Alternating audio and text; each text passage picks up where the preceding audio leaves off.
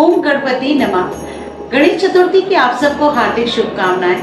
गणेश जी का जो ये मोहक रूप है, ये बहुत ही कल्याणकारी और शुभकारी माना जाता है और इसके अंग अंग में गहरे रहस्य छुपे हैं जो हमारे लिए वरदान स्वरूप है। सबसे पहले जानते हैं गणेश जी के बड़े सिर का रहस्य, जो कि ज्ञान, बुद्धि और विवेक का प्रतीक माना जाता है। और ये हमें ये संदेश देता है कि हमें अपनी सोच को हमेशा बड़ा और सकारात्मक रखना चाहिए।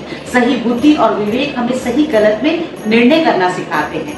कहते हैं कि जो बड़े सिर वाला व्यक्ति होता है उसके अंदर लीडरशिप क्वालिटी बहुत अच्छी होती है। गणेश जी के मोटे पेट के कारण हम उन्हें लंबोदर कह के भी संबोधित करते हैं और ये खुशहाली और आनंद का प्रतीक माना जाता है।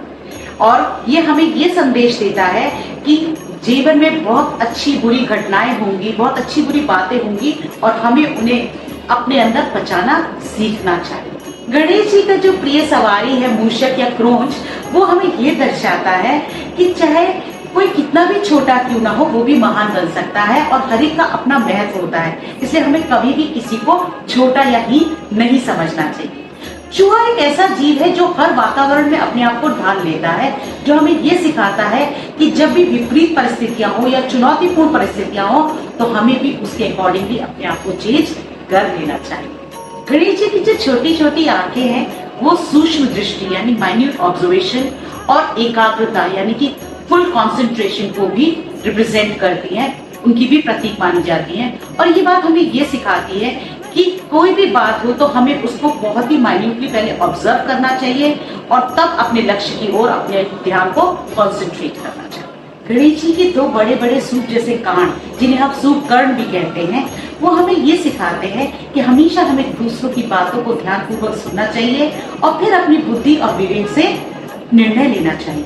इनकी जो सूप जैसे कान है, वो जैसे अनाज और भूसे को हम सूप में अलग कर देते हैं, इसी तरह से हमें भी अपने जीवन में जितनी बुरी बातें हैं उन्हें भूसे की तरह अलग कर देना चाहिए।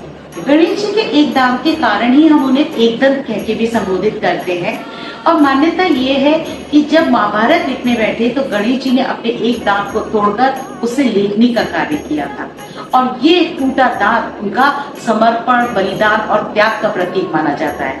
और ये भी दर्शाता है कि जब भी हमें ज्ञान लेना हो तो हमें अपने अहंकार को त्यागना पड़ता है। गणेश जी की जो सूंड है वो हमेशा हिलती डुलती रहती है और जो ये हमें सजग और सक्रिय रहने का संदेश देती है कि हमेशा हमें केयरफुल रहना चाहिए अपने आसपास की चीजों से। और गणेश जी की जो सूंड होती है वो बहुत शक्ति का प्रतीक भी मानी जाती है और ये कहते हैं कि अगर हमें अपने लक्ष्य तक पहुंचना है तो हमें भी अपनी विल पावर को स्ट्रॉन्ग और शक्तिशाली रखना होगा। बाईं ओर मुड़ी सूंड जो है वो शुभ कार्य की प्रतीक मानी जाती है और दाईं ओर जो मुड़ी सूंड है वो शत्रु परास्त और विजय पाने में सहायक। गणेश जी के हाथों में जो अलग अलग चीजें वो धारण करते हैं उनका भी अपना महत्व है। पहला है अंकुश, जो कि हाथी को हाँकने का औजार है और ये सिखाता है कि व्यक्ति को अपनी इच्छाओं और कामनाओं पर नियंत्रण रखना आना चाहिए। दूसरा है पाश, जो कि बंधन का प्रतीक मानी जाती है और गणेश जी हमें मोह, माया और बुराई के बंधन से निकालकर सद्मार्ग की ओर ले जाते हैं। तीसरा है मोदक, लड्डू, जो गणेश जी को बहुत प्रिय है और ये खुशहाली और आनंद का प्रतीक माने जाते हैं। और चौथा है गणेश जी का दाहिना हाथ, जो कि वरद मुद्रा में है, जो आशीर्वाद देता है और ये हमें करुणा और क्षमा का प्रतीक माना जाता है।